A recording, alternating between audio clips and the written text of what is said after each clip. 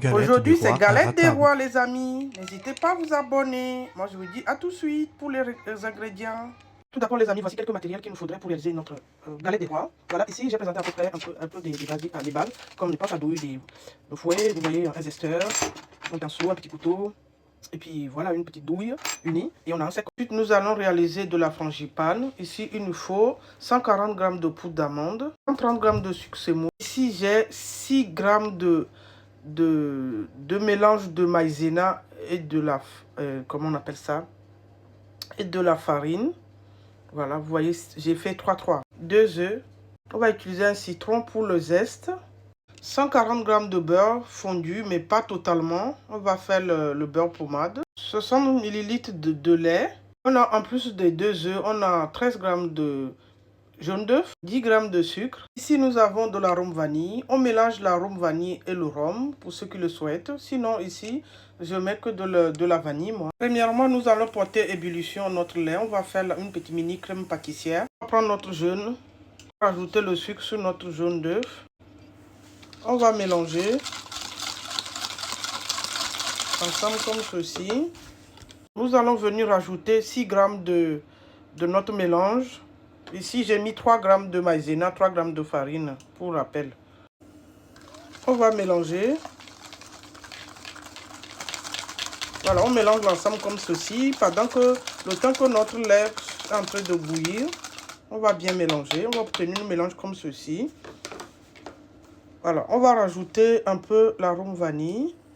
Voilà, ensuite je vais mélanger. Ensuite, je vais aller voir mon lait. Ici, comme vous pouvez voir, mon lait commence à porter l'ébullition. Je vais le sortir. Ici, j'ai versé mon lait qui bout. Et ensuite, je vais le remettre sur ma casserole. Et ensuite, on va mélanger notre crème pâtissière. Voilà, ici, pour la frangipane, il faut réaliser une crème pâtissière d'abord. Il faut mélanger jusqu'à l'épaississement. Voici ma petite crème pâtissière, elle est prête. Je vais la débarrasser. Voici notre mini crème pâtissière. Je vais la mettre au feu. Nous allons réaliser notre crème d'amande. Ici, je vais prendre mon beurre fondu, fondu, vous voyez, c'est pas, vous voyez l'aspect, pas totalement, comme vous voyez à l'image. Voilà, ici, on va simplement, il faut que le beurre soit pommade, hein. Comme vous voyez ici, votre beurre doit être totalement comme ceci. Voilà, comme cela. Ensuite, on va venir rajouter le sucre. On va venir bien la mélanger. Voilà, comme ceci. On va mélanger l'ensemble de notre beurre pommade plus le sucre comme ceci. Voilà, comme ceci. Nous allons venir rajouter les œufs. Voilà, comme ceci. On va mélanger. On va venir mélanger comme ceci. De la poudre d'amande. On va mélanger. Attention de ne pas mélanger trop votre pâte d'amande, sinon elle risque de trancher. Je vais venir rajouter mon arôme vanille également ici. Vous pouvez rajouter le rhum si vous voulez. Ensuite, je vais venir zester avec mon zesteur. Je vais récupérer les zestes comme ceci. Voilà. Vous allez bien zester. Voilà. Une fois que la crème d'amande est prête, on va récupérer notre crème pâtissière qui a refroidi. Je vais la détendre. Ensuite, je vais venir rajouter ma crème pâtissière dans mon appareil à ma pâte d'amande. Et ensuite, on va la mélanger l'ensemble comme ça. Comme ça, notre frangipane, elle est prête. Voilà notre frangipane. Ensuite, je vais la réserver au frais. Alors voici, vous allez prendre un plat comme ceci, mettre le papier sulfurisé dessus comme ça. Là, j'ai pris 2 pâtes feuilletées. Voilà.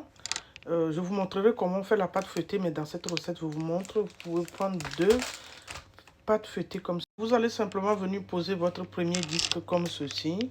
Dans une bolle comme ceci, on va prendre de l'eau, notre pinceau. Ensuite, on va simplement créer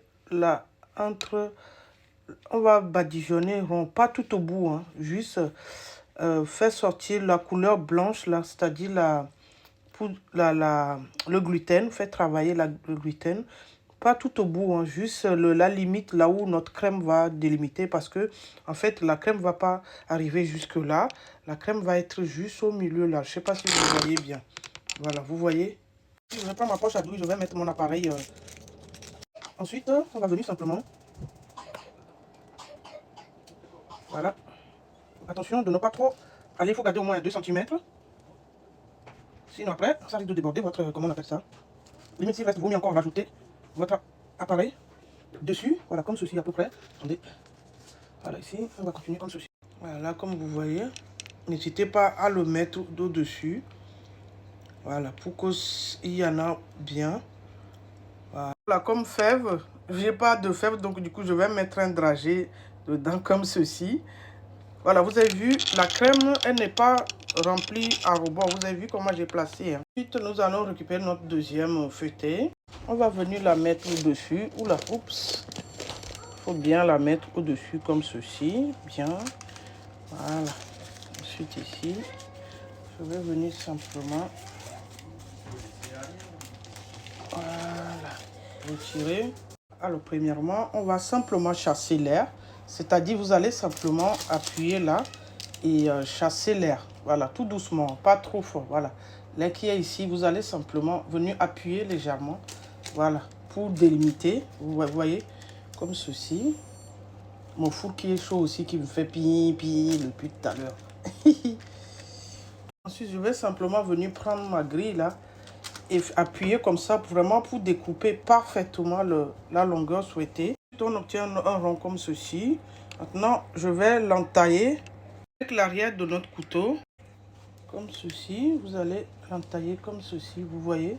J'espère que vous voyez bien.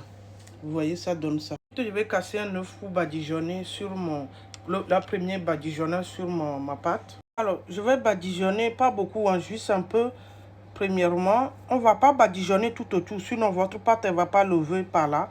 On va juste faire, juste ici, limite dans le creux, mais pas jusqu'au là. Hein. Ensuite, on va laisser notre pâte au frais 30 minutes. Il faut que ça soit frais, bien froid avant de percer, hein, c'est-à-dire ciseler, faire des jolis trucs dessus. A tout de suite. Après 30 minutes, notre pâte elle est sortie.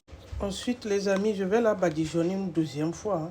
Une deuxième couche dessus, voilà. Première couche, vous vous souvenez tout à l'heure, avant de la mettre au frais. Voilà. Alors ensuite, avec mon cercle, je vais venir simplement poser comme ceci. Faire une tracée, voilà, pour tracer mon truc là. Ensuite, on va l'entailler comme ceci. Je vais l'entailler. Ensuite, je vais venir tailler au milieu. Pas appuyer hein, légèrement, il ne faut pas aller trop vite. On va venir tailler comme ceci. Ensuite, je vais venir faire un 8 comme ceci. Voilà. J'essaie de faire quelque chose de à peu près. Et j'essaie de faire des jolis dessins. Mais, vous voyez, je vais essayer de faire comme ça. Alors voici, j'ai essayé de dessiner quelque chose. Ne vous moquez pas de moi. Hein. Ensuite, vous allez prendre le cure-dent pour percer. On va essayer de percer pour faire des petits cheminées. Voilà, on perce pour que l'air puisse sortir. Voilà. Il faut percer un peu partout. Voilà, et ensuite, notre galette est pas au four à 180 degrés pendant 30 minutes. À tout de suite. Voilà. Alors, notre galette, elle est cuite, on va la sortir. Voici notre galette parfaitement bien cuite. Ici, on va badigeonner du sirop. J'ai fait du sirop, hein, 50 g de sucre, 50 g de l'eau. Hein. Voilà. On va venir badigeonner chaud. Il faut que votre galette soit bien chaude pour que ça soit bon en dégustation. Voilà. Alors, voici notre galette des rois. Voici, j'espère que ça vous plaira. N'hésitez pas à vous abonner. Et moi, je vous dis à plus tard pour d'autres vidéos. À bientôt, les amis. Regardez-moi cette